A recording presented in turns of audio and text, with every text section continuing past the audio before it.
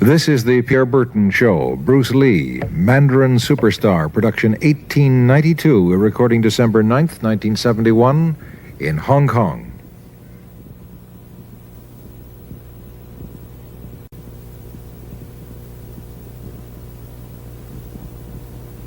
Bruce Lee faces a real dilemma. He's on the verge of stardom in the United States with a projected TV series on the horizon, but he's just achieved superstardom as a film actor here in Hong Kong. So what does he choose, the East or the West? It's the kind of problem most budding movie actors would welcome. It's the Pierre Burton Show, the program that comes to you from the major capitals of the world. This edition comes to you from Hong Kong. And Pierre's guest is the man who taught karate, judo, and Chinese boxing to James Garner, Steve McQueen, Lee Marvin, and James Coburn.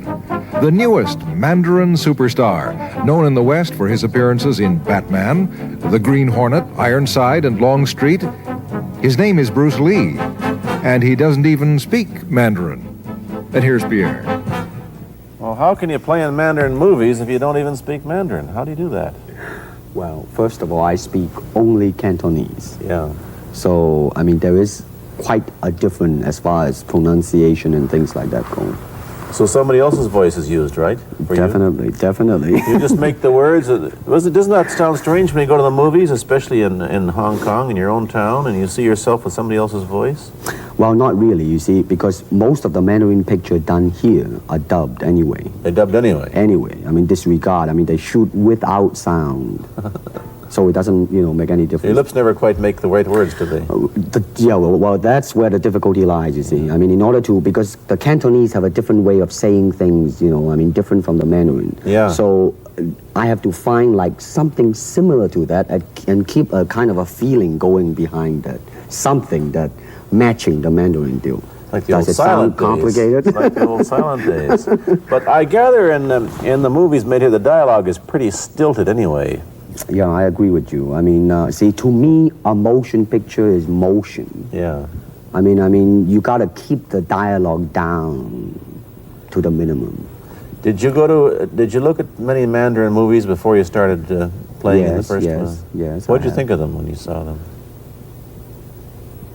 Quality-wise, I mean, I have to admit that it's not quite up to the standard. However, it is growing, and it is getting higher and higher and going toward that standard, that what I would term quality. They say the secret of your success in that movie, The Big Boss, which was such a success, rocketed you to stardom in Asia, was that you did your own fighting. As an expert in the various martial arts in China, what did you think of the fighting that you saw in the movies that you studied before you became a star? Well, I mean, definitely in the beginning, I had no intention or whatsoever that what I was practicing and what I'm still practicing now would lead to this to begin with. But martial art has a very, very deep meaning as far as my life is concerned, because as an actor, as a martial artist, as a human being, all these I have learned from martial art. Maybe for our audience who doesn't know what it means, you might explain exactly what you mean by martial art. Right. Martial art include all the combative arts like karate or karate, judo, Chinese kung fu or Chinese boxing, whatever you call it. All those. You see, like Aikido, Korean, I can go on and on and on. But it's a combative form of fighting. I mean, it's not, some of them became sport, but some of them are still not. I mean, they use, for instance, kicking to the groin, jabbing fingers at the eyes, and things like that. No wonder you're successful in the Chinese movies. They're full of this kind of action anyway. They needed a guy like you could... Violence, man. So you didn't have to use a double when you moved into the motion picture world here. You did it all yourself. Right. Can you break 5 or 6 pieces of wood with your hand or your foot? I'll probably break my hand and foot. But tell me a little bit... you set up a school in Hollywood, didn't you, for people like James Garner and Steve McQueen and the others? Yes. Why would they want to learn Chinese martial art? Because of a movie role? Not really. I mean, most of them, you see, to me, at least the way that when I teach it, all type of knowledge ultimately means self-knowledge.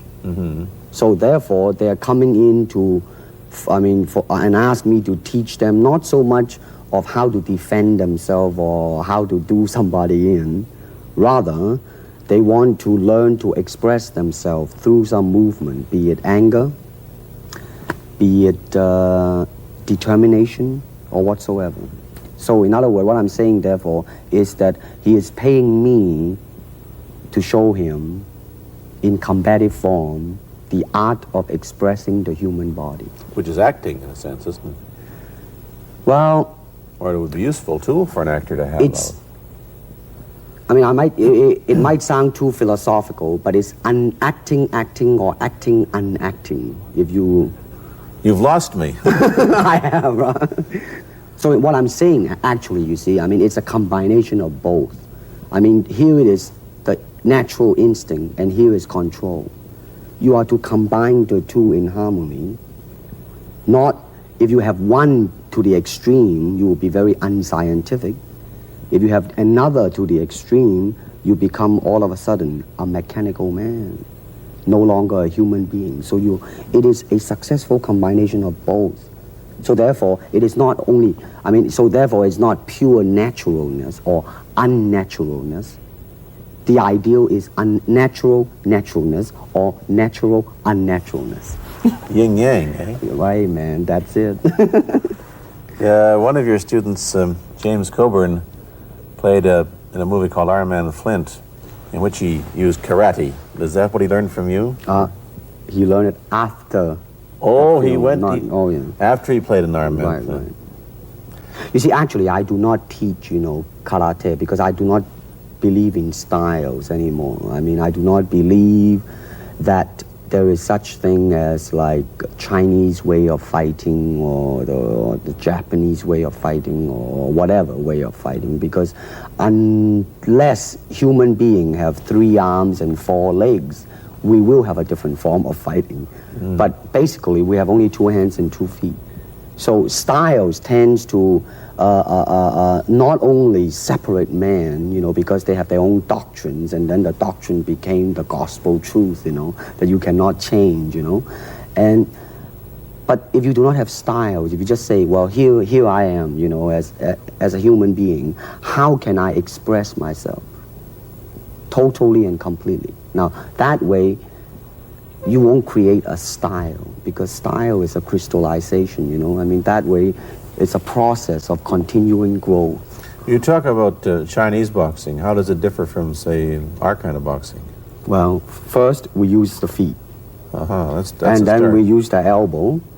And you use the thumb too? You name it, man. We use it all. You have to, you see, because, that is the expression of the human body. Everything, not just the hand. And when you're talking about combat, well, if it is a sport, now you're talking about something else. You have regulations, you have rules. But when you're talking about fighting as it is, no rules. With no rules. Not real fighting. Well, then, baby, you better train every part of your body. And when you do punch, now I'm leaning forward a little bit, hoping not to hurt any camera angle. You gotta put the whole hip into it and snap it and get all your energy in there and make this into a weapon. I don't want to tangle you in any dark that right now. You came at me pretty fast there. What is the difference between Chinese boxing and what we see these young men doing at 8 o'clock every morning on the rooftops in the parks called shadow boxing, which they're always... Well, actually, you see, that is part of Chinese boxing. It is. There are so many schools, different Everybody schools. here seems to be, going like this all the time. Well, that's good. I'm very glad. I'm very glad to see that, because at least somebody is caring for their own body, right? Yeah. That's a good sign. Well, it's a kind of a slow form of exercise, which is called Tai Chi Chuan. I'm speaking Mandarin just now. Yeah. Cantonese Tai Chi Chuan, okay? I see. And it's more of an exercise for the elderly, not so much for the young. Give me a demonstration. Show me. Can you do a little bit of it? Just so the hand-wise is very slow. Oh, is it? and you push it out, but all the time you are keeping the continuity going, bending, stretching, everything. Suppose, you just keep it moving. It's like a ballet dancer there. Yeah, it is. To them, you see, the idea is running water never grows stale. So you got to just keep on flowing.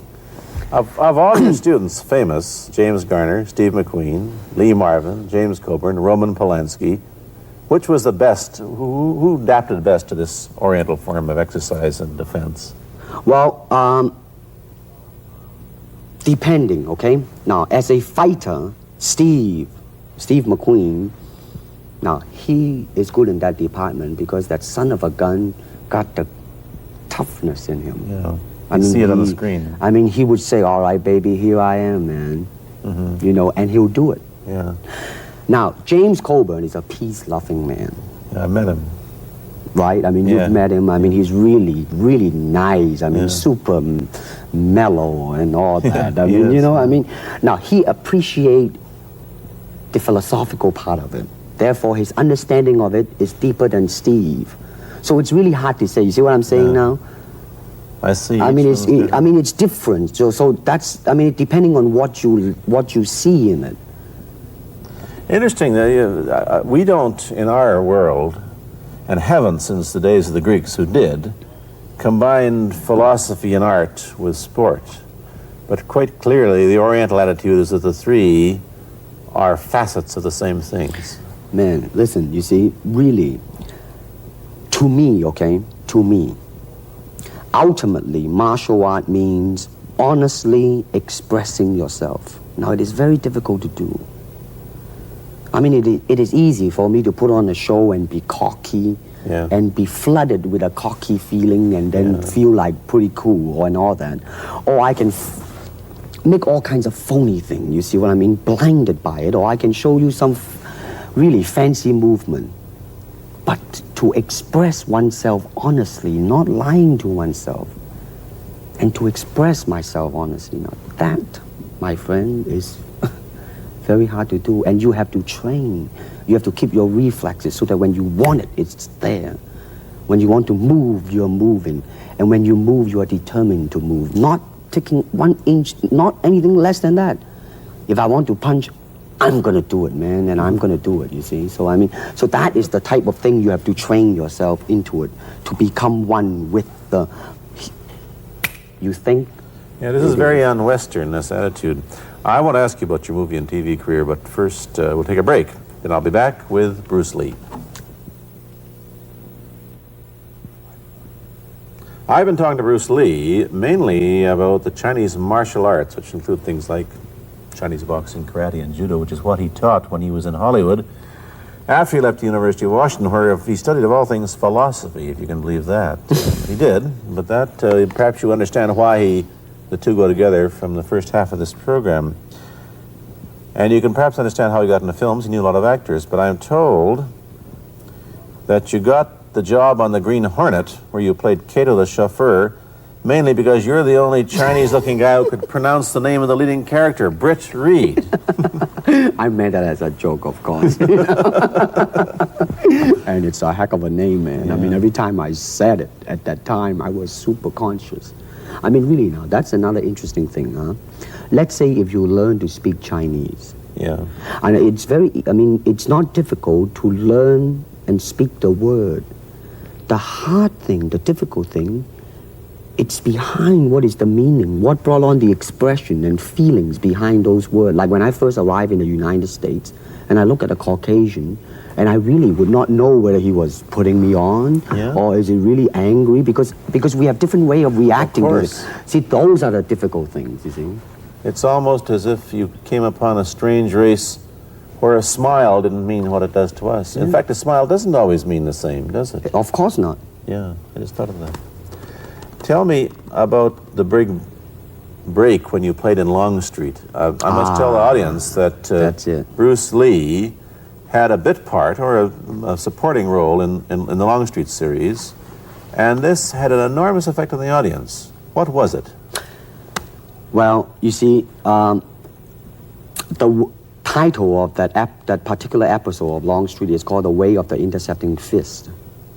Now, I think the successful ingredient in it was because I was being Bruce Lee. Yourself. Myself, right. And did that part, just express myself, like I say, honestly express myself at that time. And because of that, I brought, favorable mentioning in like New York Times, which says like the Chinaman, who incidentally came off quite convincingly enough to earn himself a television series, and so on and so on and so forth. Can you remember the lines by Sterling Sullivan, the key lines? He's one of my students, you know that? Was he too? Yes. You've had everybody as your student. But you read, there were some lines that expressed your philosophy. I don't know if you remember them or not. I remember that. Let's hear. This is what it is, okay? You're talking to Longstreet, played by James Francesca. I said, empty your mind. Be formless, shapeless, like water. Now you put water into a cup, it becomes the cup. You put water into a bottle, it becomes the bottle. You put it in a teapot, it becomes the teapot. Now water can flow or it can crash. Be water, my friend. Like that, you see? Yeah, I see. I get the idea. I get the power behind it. So now, two things have happened. First, there's a pretty good chance that you'll get a TV series in the States called The Warriors, in which you use what? The martial arts in a Western setting? That was the original idea. Now, Yeah. Paramount, I did Longstreet for Paramount, and Paramount wants me to be in a television series. On the other hand, Warner Brother wants me to be in another one, but both of them, I think, they want me to be in a modernized type of a thing. And they think that Western idea is out. Whereas you want to do the Western, eh? I want, because you see, I mean, how else can you justify all these punching and kicking and violence except in that period of the West? I mean, in nowadays, I mean, you don't go around on the street kicking people or punching people.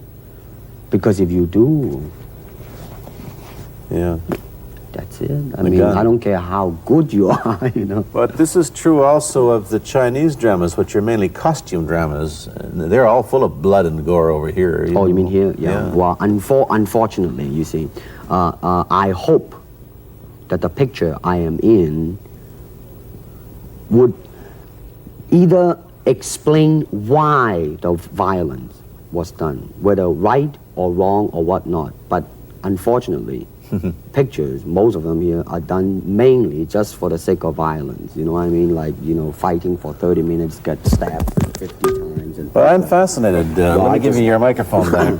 I'm fascinated that you came back. I am a martial artist. You came back to Hong Kong on the verge of success in Hollywood and full of it. And suddenly, on the strength of one picture, you become a superstar. Everybody knows you. You have to change your phone number. You get mobbed in the streets. Now, what are you going to do? Are you going to be able to live in both worlds? Are you going to be a superstar here, or one in the States, or both? Well, let me say this. First of all, the word superstar really turned me off, and I'll tell you why. Because the word star, man, it's an illusion. It's something what the public calls you. You should look upon oneself as an actor, man. I mean, you would be very pleased if somebody say, hey, man, you are a super actor. It is much better than, superstar. Yeah, therefore, you've got to admit that you are a superstar. You're not going to, if you're going to give me the truth. I'm honestly saying this, okay? Yes, I have been very successful. Yeah. Okay? But I think the word star I do not look upon myself as a star. I really don't. I mean, believe me, man, when I say it. I mean, I'm not saying it because what are you going to do? Let's get back to the question. Okay. Are you going to stay in Hong Kong and be famous? Or are you going to go to the United States and be famous? Or are you going to try and eat your cake and have it too? I am going to do both because, you see, I have already made up my mind that in the United States, I think something about the Oriental, the true Oriental should be shown. Hollywood sure as heck hasn't. You better believe it, man. I mean, it's always that pigtail and bouncing around, chop, with the eyes slant and all that. And I think that's very, very out of Is it true that you were the first job you had was being cast as Charlie Chan's number one boy? Yeah, number one son, yeah. No, They never made a movie. No. They were gonna make it into like a new Chinese James Bond type of a thing. I Now that, you know, the old man Chan is dead, Charlie is dead, and his son is carrying on. But they didn't do that. No. Batman came along, you see, because, and then everything was started to be going into that, you know, that kind of which you were in. But I mean, by the way, I did a really terrible job in that, I have to say. Really? You didn't like yourself? I didn't see it. Let me ask you, however, about the problems that you face as a Chinese hero in an American series. Have people come up in the industry and said, well, we don't know how the audience are going to take a non-American?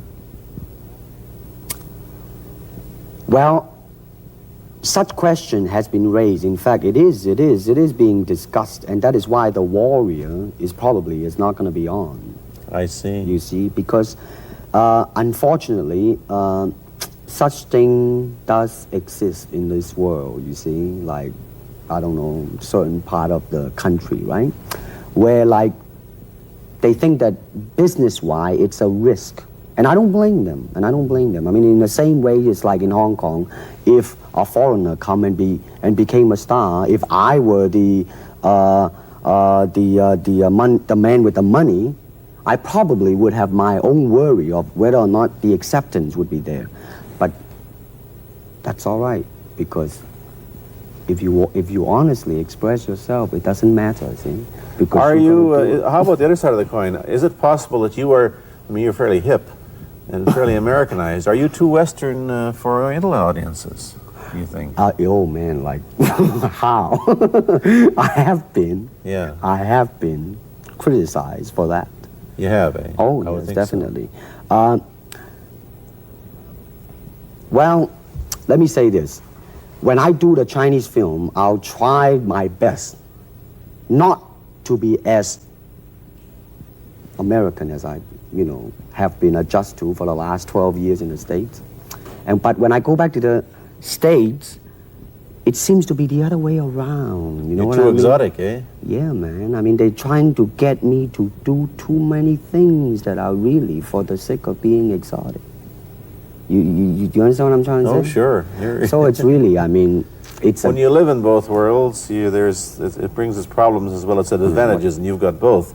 Time to go to a commercial. I'll be back in a moment with Bruce Lee. Let me ask you whether the change in attitude on the part of the Nixon administration towards China has helped your chances of starring in an American TV series. Well, first of all, this happened before that. Yeah. But I do think that things of Chinese will be quite interesting for the next few years. I mean, not that I'm politically, you know, inclining toward anything. You know, I understand that. I'm just wondering. But I mean,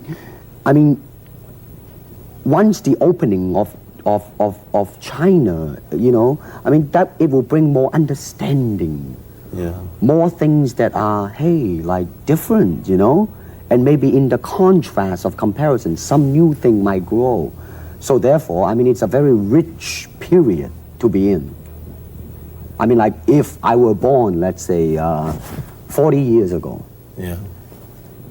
If I have a thought in my mind, I said, boy, I'm gonna star in a movie or star in a television series in America. Well, that might be a vague dream, but I think right now, maybe, man. You still think of yourself Chinese, or do you ever think of yourself as North American? You know what I want to think of myself? As a human being. Because, I mean, I don't want to sound like, you know, as Confucius say, but under the sky, under the heaven, man, there is but one family. It just so happened, man, that people are different. Okay, we got to go. Thank you, Bruce Lee, for coming here. Thank you for Pierre. watching. Thank you. You've been watching Bruce Lee on The Pierre Burton Show, a half-hour program of conversation, opinion, and debate. This is Bernard Cowan speaking.